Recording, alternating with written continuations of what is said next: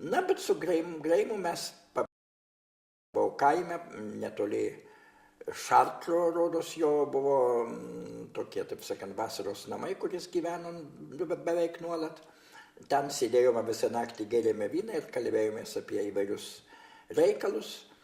O paskui išskridau iš Prancūzijos į Vašingtoną. Vis dar su to pačiu tarybiniu pasu.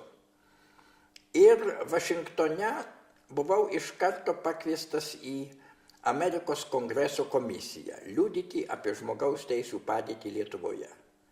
Nu, tai buvo mano tiesioginės pareigos, kurias man buvo pasiūliusi Helsinkio grupė ir aš tas pareigas vykdžiau. Kitaip sakant, atvykau į kongreso komisijos posėdį ir atsakinėjau į kongresmenų klausimus. O kaip Lietuvoje yra su religijos padėtimi, kaip yra su tautiniais klausimais, kaip yra su žmonių, taip sakant, judėjimo laisvę, ar žmonės turi teisę laisvai keliauti į vakarus. Žinoma, atsakymas buvo ne.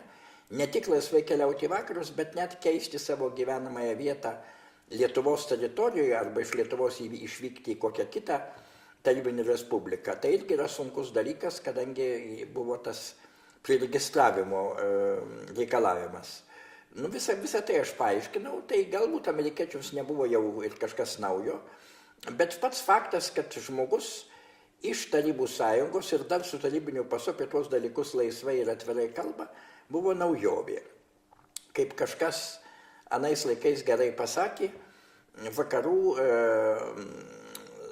specialistai, kurie studijavo Sovietų sąjungą, buvo tiek nustebę susitikę su disidentais, kai būtų nustebęs zoologas, pamatęs žuvį, kuri staiga pradėjo kalbėti.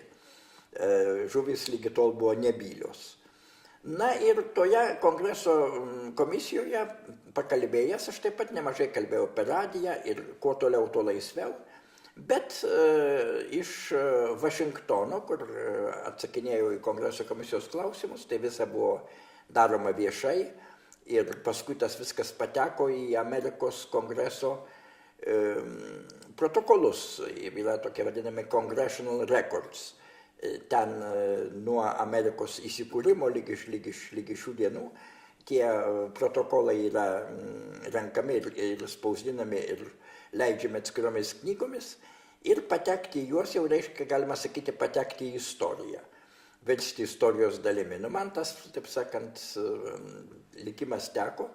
Bet aš supratau, kad tarybų valdžia man to neatleis.